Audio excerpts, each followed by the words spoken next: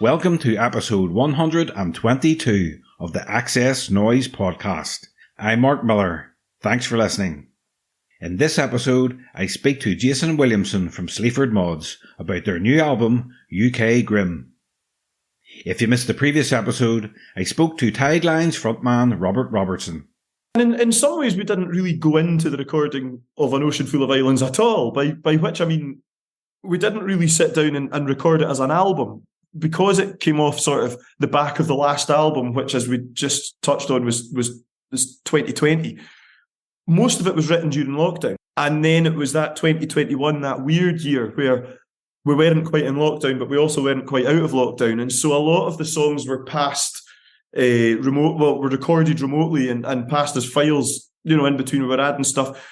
And I think pretty much every song in the album, well, not quite every song, but most of them started off life as, right, this could be a single that we could release, and we would sort of build it up. And then it wasn't until a later stage where we got into the studio together and developed them further as songs that they kind of became an album rather than just a collection of potential singles. And I think that kind of has a reflection on how the album sounds. It's quite sort of energetic and quite big, and more so than our last two albums, I think. And that's why I'm really looking forward to playing it live, actually, because I think a lot of the choruses hopefully lend themselves to people singing along. And I think that's because a lot of them were written as this could be our next single. And we just kind of never ended up releasing them. We just kind of demoed them and then worked on them. And then we thought, wait a minute, let's just finish an album here. So that's kind of how it came about. So check it out. And if you like the podcast, please subscribe on your favourite listening platform, give us a rating and leave a comment. It helps us more than you know. If you want up-to-date music news, album reviews and interviews, then check out our main website at xsnoize.com. You can also follow us on Twitter, Facebook and Instagram. Search for the tag at XS Noize Music. Here's XS Noize writer Daniel Lynch with a taste of what's been on the website this week.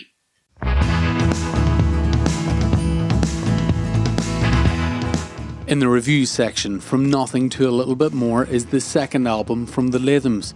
Stuart Evans says it enhances the trio's reputation as indie stars in waiting. 4 out of 5. Also in the reviews section, Michael Barron has been listening to Together All the Way from the Levelers Collective. The album is a reworking of some of the band's classic tracks with 2 new songs also included. Daring and courageous, says Michael. And Rebecca Haslam has caught up with Billy Lockett to discuss how battling with addiction and close family loss inspired his latest album, Abington Grove. There's new music on the site from Noel Gallagher's High Flying Birds and Roisin Murphy, who is signed with the Ninja Tune label. And Stiff Little Fingers have announced a headline show at Custom House Square in Belfast. Stay up to date at xsnoize.com.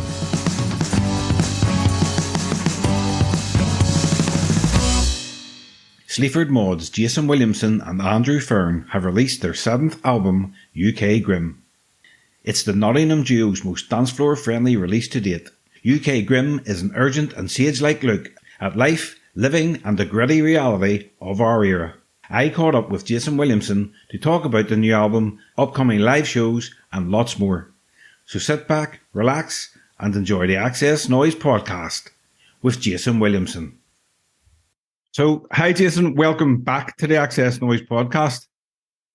Thank you. Nice to be back, mate. So, how are you today? How's Andrew keeping? Where's he at today? He's I don't know what he's doing actually. He's got the day off. Lucky Andrew. Do you know what I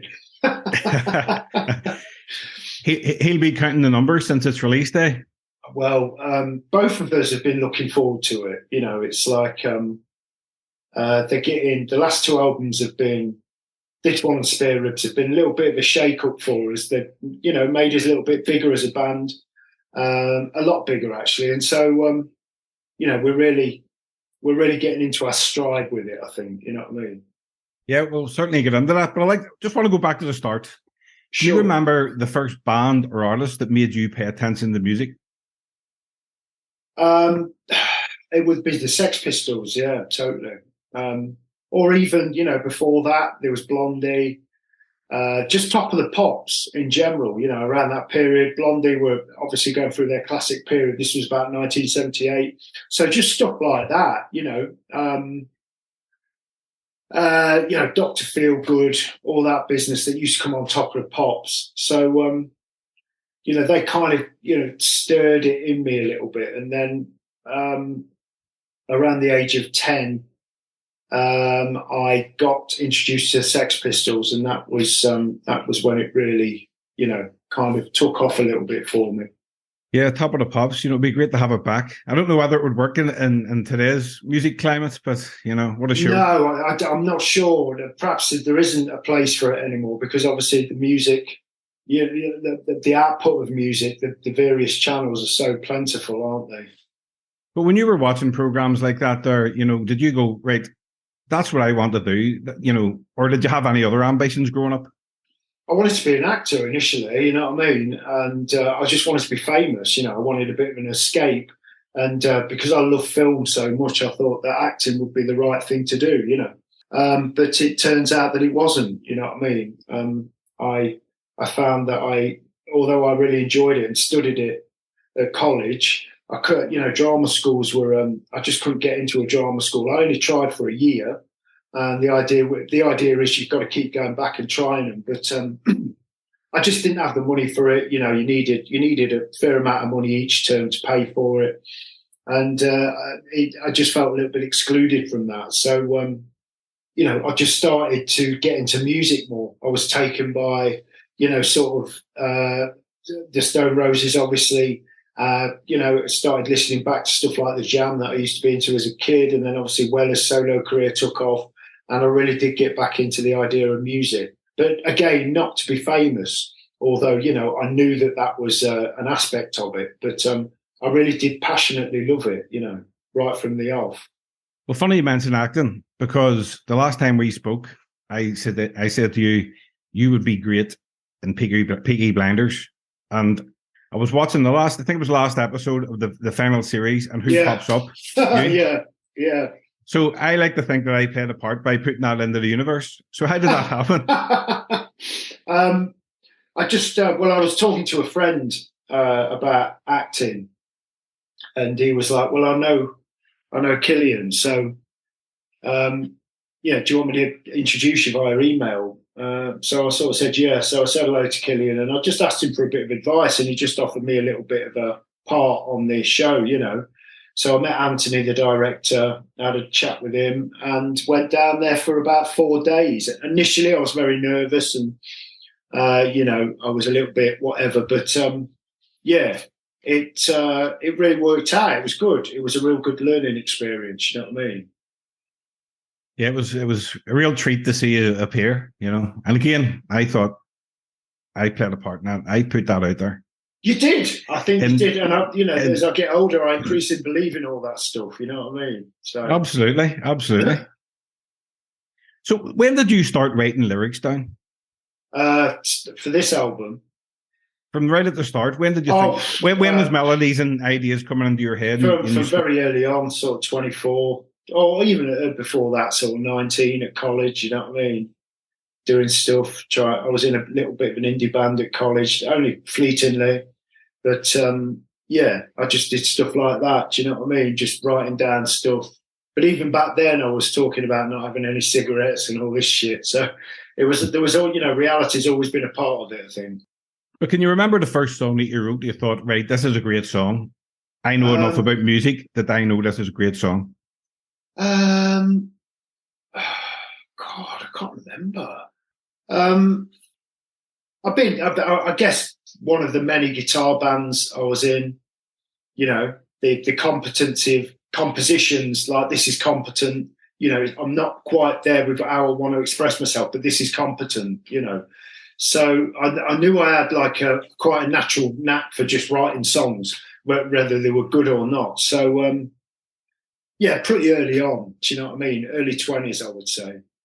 You spent several years pursuing music and bands and as a solo singer-songwriter, which wasn't successful. So looking back, are you glad those projects didn't work out? Because they didn't. Sleaford. Well, I mean, yeah. Oh God, yeah. I wasn't right. They weren't right, but they were. They kind of did work out in the sense that each project I learned a little bit more, whether it was about myself or whether it was about the technique.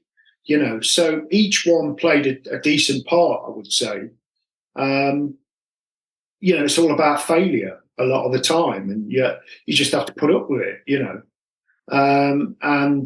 If you can do that and carry on, then I think success is pretty much in the bag for you. You know what I mean? Even though the projects didn't work out, the successful part of those was picking up new bits and bobs. You know what I mean? Yeah, and Sleaford Mods didn't really happen until you were in your 30s. But then you had more life experience to draw from to be able to write these amazing songs with Andrew. So when it happened, did it feel better? Did you because it didn't happen before?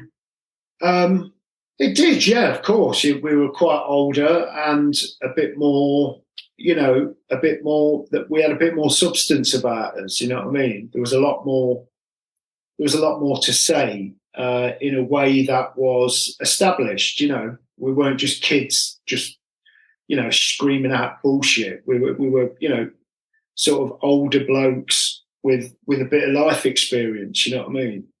Can you remember the moment that you thought, right, something's happening here with the band? We're going somewhere. When we were pretty much when the first album had been released, and we were going over to Europe to do gigs. It started kicking off. I just got the impression things were starting to shift up for us. You know what I mean? Is success and being famous what you thought it would be? Yes and no. Yes, because it made me feel incredibly elated. It was a real dream come true. And no, because there's lots of things you have to deal with. Your own ego, the fact that people calm down about you. You're not a buzz band all the time. And the stupidity of that as well. It's like, well, that's just stupid, So there were lots of things, the hard work in with touring, lots of things. The realities of it are very. You just don't see them coming because you haven't experienced them. So yeah, I would say those kind of things definitely. Well, today is release day for your 7th album, UK Grim. Can you believe it's your 7th album? No, I can't. And I can't believe it's gone down as well as it has. They're good albums. It just seems that we've maintained a respectability, and that's actually increased as well. We seem to be going on the up. 7 albums in, which is it's quite unheard of, really, isn't it? You know what I mean? So. But I just think we started later and we've got a lot to offer. Andrew put it right. It's like, all these other bands started in their 20s and they had a good 10 to 15 years. And then it started going downhill a bit. Perhaps that's the same with us, you know what I mean? Yeah, and probably those bands are obviously were a lot younger and started going mad, and it was harder for them to deal with fame, but you were a lot older and, a lot more sensible, and you'd been there, done that, probably in your teens and 20s. Yes, definitely. Yeah, there is a lot to say about that. The alcohol and drugs and everything just fucks you up. Just gives you. I didn't have issues with it when I had it in the sense of writing. I found that writing came quite easy, as it does now. You have to work at it, but it's there. But yeah, they do fuck you up, definitely. Your last 3 albums, as you say, you're going on the trajectory. You've been going up. The last 3 reached the top 10 in the UK charts, and your last album, Spare Ribs, was top 5. Because of that success, did you feel pressure going into UK Grim? Yeah, a little bit, but that was quickly forgotten about when we started getting our heads buried in demos. It's nothing will do unless it's good. So. And you're constantly looking at stuff and agonising over stuff you wanted to work that didn't work. Do you know what I mean? So, yeah, lots of factors like that, definitely. Well, on this album alone, you deal with war, rising energy costs, inflation, political issues, post-Brexit despair, anger, alienation. You can always depend on Sleaford Mods addressing such issues in your music, and it's very rare bands confront issues in music nowadays, whereas in the 80s, we had The Clash, The Specials, Weller banging on. Yeah. You think more acts should write about what's really happening?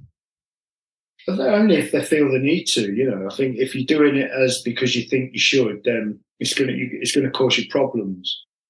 It will just show, you can't wear these things as a badge. I think you've got to feel them. So, I would imagine that anything that you feel, regardless of whether it's politics or not, that you manage to translate into a song will be good if you're feeling it. It's as simple as that, really, I think. And is your songwriting process with Andrew still the same? Does he present you with the music and then you add the words, or basically, what way does it work now? We might step over sometimes. I might put in some production. He might, advise me on the vocal or my approach to it if I'm having problems with it. So yeah, a bit of both sometimes. Well, there's so many great songs on the album. Let's talk about some.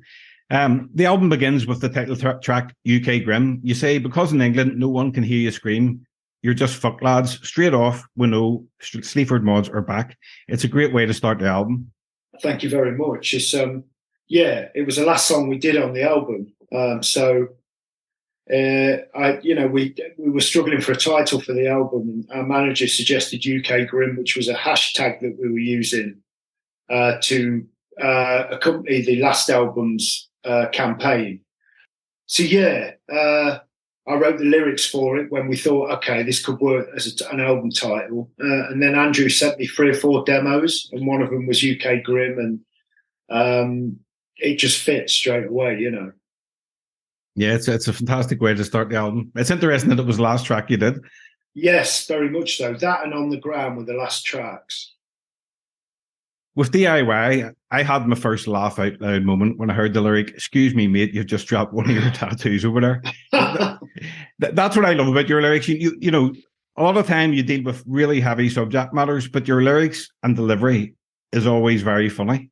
Although that track is about your online feuds with various bands, do you think it's healthy to have a bit of banter online with other bands and take the piss? Sometimes, a lot of the time, no, because it does bother me, and it can be, it can make me very angry. So it's not healthy, no, but it's part of life, and the internet is an absolute haven for it. Whether people think that they can have a pop. A lot of bands do it so they can have a bit of notoriety, like they had a go at Sleaford Mods or whatever. It's pathetic, really, but I guess we've all done it. So I don't know. It's just, that song's not me being right or wrong. It's just me having a go at people. And I really like the fact that it's unreasonable and it's probably wrong. There's lots of holes in my justification for doing it, But so what? You know what I mean? Have you ever bumped into any of those bands or acts when you're backstage at a festival? Never bump into them.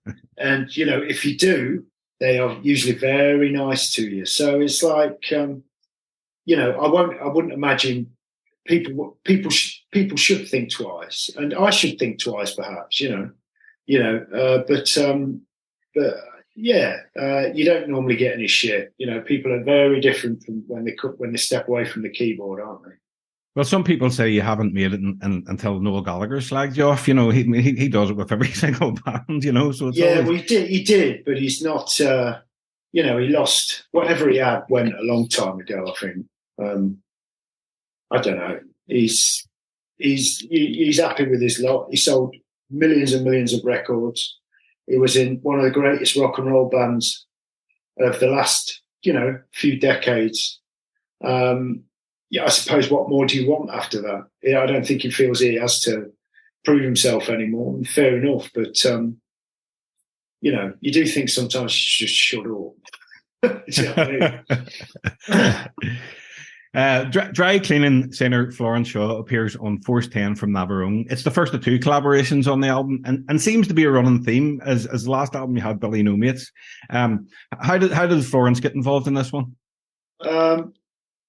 We just asked her, we're fans of Dry Cleaning, and it was, it was something that I kind of wanted to do right from the off, but when we got the music through for that song, Andrew, I started writing it and thought after a while it would really suit Florence, you know what I mean? Yeah, it's a great track. And So Trendy, this was a surprise actually. So Trendy featuring Perry Farrell and Dave Navarro from Jane's Addiction. We always fans. How did they get involved? Perry just got in touch and, we couldn't believe it. We said yes straight away. He's a really cool bloke, you know what I mean? Obviously, from a classic time in Los Angeles, from a music period there that's, I don't think it's been bettered since, has it? So we said yes straight away. It took about 6 months. We'd already written So Trendy. And me and Andrew came to the conclusion that it would look good with Perry on it. So we kept going back and forth. It took about 6 months, but we got there in the end, you know what I mean? Do you enjoy collaborating? I mean, you also appear on the song Dirty Rat on the recent Orbital album, which is another belter track. Thank you. Yeah, I do. If it's right, if it sounds good, it's, it can be really effective, you know what I mean? Who would be your dream collaboration for the next album, maybe? Don't know. We don't have dream ones, just people that will work, you know what I mean? It's not necessarily kind of a starstruck type thing. It's more a kind of, this will work, do you know what I mean? Yeah, you hear the music, yes, such and such would be good on this, yeah? Yeah, definitely. My absolute favourite track on the album is Rhythms of Class. I love the beginning, the early 80s hip-hop, nod back to that there, and the sort of, the guitar. It's a fantastic track. What can you tell me about it? Andrew, he came up with that music on the US tour, and we had it on the bus. And he was playing it, and I got him to send it over immediately, and I started working on it. So it took a while, that one. It was a bit tricky, but we got there in the end with it. It's a really good song. It reminded me of early 80s hip hop, and then it's obviously got this more kind of 80s post-punk type vibe to it. Do you know what I mean? So yeah, it's a great ending track as well. Yeah, it really, really is. I've just completely had it on repeat. Fantastic. Obviously, the album's about the whole state of the UK, UK grim. Yeah. If Richie Sunak came to you today and said, Jason, you can choose one thing to change about the country, and whatever you choose, we will fix it now, what would you choose? The overall of the welfare system, and reinstate housing benefit. I'd reinstate a large chunk of money to those that are struggling, those on the streets. And I'd go from there. Do you know what I mean? Sleaford Mods will be hitting the road this year. The tour includes shows in America. So how are you going down now with the American audience? Really good. It's been a slow relationship. I don't think we'll ever become U2 or anything, but, I think we can work it up to, playing to couple of thousand people at some places, you know what I mean? Make a little bit of money from touring there once a year or once every 2 years, you know what I mean? Do you get anxious when you put tickets on sale in places like that? Oh, God, yeah. You get anxious putting tickets on sale anywhere, to be honest, do you know what I mean? Not a lot of people have got money these days, so it's always tentative, isn't it? It was brought to my attention recently by Tim Burgess, and he's been banging on about it, about when you're playing in venues, the venues take a cut of the merch sales. What's your opinion on that? Yeah, it's not good. It's not good at all. What can you say? You can't. Yeah, I know people need paying, but 25-30% of your sales is not good. Not good at all, especially when bands are pretty much stripped of a lot of things these days. It's hard enough. So, yeah, it's not good at all. Yeah, I'm sure the venues wouldn't like it if you said, "Well, give us a percentage of the bar sales during the gig." This is the one, isn't it? So, it's not good. I'd like to ask my guests the following questions. If you could go back and relive one musical moment from your career so far, what would it be? All of it. All of it's been brilliant. Probably when we first blew up, that was a magical time. But apart from that, any of it really, it's all been a dream come true. You know what I mean? And for us music fans, music is the soundtrack to our memories. What song or album, when you listen to it, brings back the best memories for you? What song? What, from anywhere? Or Yeah, when you think about it, just when you hear it, it comes on the radio or you play it, it just takes you right back to a really good time. Mine would be the first time I heard the Stone Roses. Oh, really? Right. Okay. Yeah. I don't know. That's a really good question, but I just can't think of anything. Loads of things, really. Lots of 80s stuff that I wouldn't necessarily listen to that just remind me of being a kid around that time. Do you know what I mean? But I can't think of anything, pinpoint one single track. What song or album is your guilty pleasure? None. I don't find anything I like. I just uphold it as good. There's nothing. I don't listen to shit. I don't even like some shit. Do you know what I mean? I just don't. So nothing really. I haven't got any guilty pleasures. Everything's above board. It's all transparent. Or you don't want to admit any. Finally, Jason, in the last 10 years, you've toured the world. You've had incredible success with Sleaford Mods. Your 7th album, and best in my opinion, is out today. Thank you. How does it make you feel? Are you happy? Yeah, I'm over the moon. I can't believe it. I've not even looked at my phone yet, so I'm looking forward to having a look at all the comments from people. Do you know what I mean? That's the biggest kick. Fans getting in touch and telling you how much they like it. You know what I mean? Yeah, it's fantastic. It's really, really good album. Thank you. So, Jason, is there anything else you would like to mention before we wrap up? Anything you want to put out there? Tour's on sale today. If you fancy coming to see us, I think we're doing a Dublin show. Give us a shout. You know what I mean? We're looking forward to seeing you again. Well, Jason, it's always a pleasure to talk to you. Thanks very much for taking the time to do this. Thank you. Good luck with the album on tour. Again, it's fantastic. Really enjoying it. Thank you very much, mate. You're a star. Thank you. Take it easy, Jason. Have a good day, mate. Ta-ra, mate. You take care. Ta-ra. Thank you. Okay, bye-bye. Bye-bye.